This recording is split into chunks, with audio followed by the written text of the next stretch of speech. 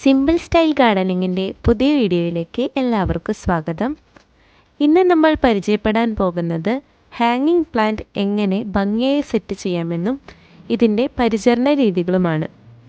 Video ആരും skip ചെയ്യാതെ മുഴുവനായിട്ട് കാണാൻ ശ്രമിക്കണം. ഇന്നത്തെ വീഡിയോയിലേക്ക് പോയാലോ? ഇതിനായി തിരഞ്ഞെടുത്തിരിക്കുന്ന ഈ ചട്ടിയിൽ വെള്ളം കെട്ടി നിൽക്കാതിരിക്കാൻ നമുക്ക് തുളയിട്ട് കൊടുക്കാം.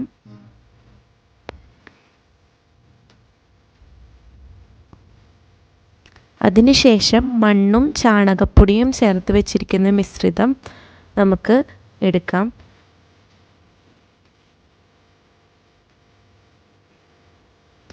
തുളയുടെ മുകളിലേക്കായി കുറച്ച് ചരലിട്ട് കൊടുക്കുകയാണ്. ചെളി കെട്ടി നിൽക്കാതിരിക്കാൻ വേണ്ടിയിട്ടാണ് നമ്മൾ ചരലിട്ട് കൊടുക്കുന്നത്.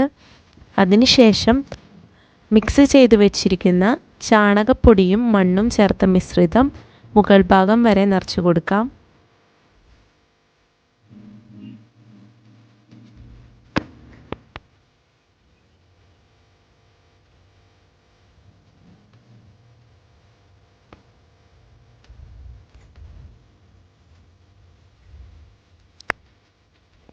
അതിനുശേഷം ഏതിനം ഹാങ്ങിങ് പ്ലാന്റ് ആണോ നമ്മൾ വയ്ക്കാൻ ഉദ്ദേശിക്കുന്നത് അത് നമുക്ക് എടുക്കാം.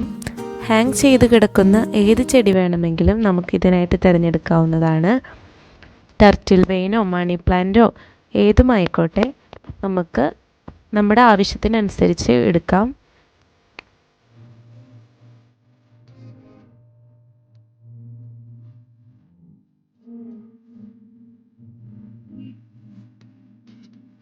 ചെടി വെച്ചതിന് ശേഷം അതിൻ്റെ മുകളിലേക്കായി കുറച്ച് മണ്ണും കൂടി ഇട്ട് പതുക്കെ ഒന്ന് ഇളക്കി കൊടുക്കാം.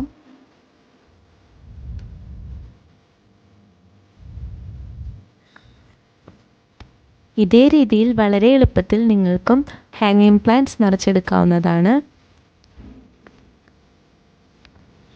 സൂര്യപ്രകാശം നേരിട്ട് അടിക്കാത്ത ഗാർഡനിലെ ഏത് കോർണറിൽ വേണമെങ്കിലും നമുക്ക് ഹാങ്ങിങ് പ്ലാന്റ്സ് തൂക്കിയിടാവുന്നതാണ്. ദിവസേനയുള്ള ജലസേചനം ഹാങ്ങിങ് പ്ലാന്റ്സ് വളരുന്നതിന് വളരെ ഉപകാരപ്രദമാണ്. ഞാനിന്നിവിടെ ഗ്രീൻ നെറ്റിൻ്റെ അടിയിലായിട്ടാണ് നമ്മുടെ ഹാങ്ങിങ് പ്ലാന്റ്സ് സെറ്റ് ചെയ്തിട്ടിരിക്കുന്നത്. 2 ആഴ്ചയിലൊരിക്കൽ ചാണകവെള്ളം വളരെ നിറപ്പിച്ചൊഴിച്ചു കൊടുക്കാവുന്നതാണ്. പച്ചപ്പ് നിലനിർത്താനായി കാൽസ്യം നൈട്രേറ്റ് 10 ചട്ടിക്ക് 5 ലിറ്റർ വെള്ളത്തിൽ 2 ടീസ്പൂൺ കാൽസ്യം നൈട്രേറ്റ് കലക്കി നമുക്ക് ഒഴിച്ചു കൊടുക്കാവുന്നതാണ്.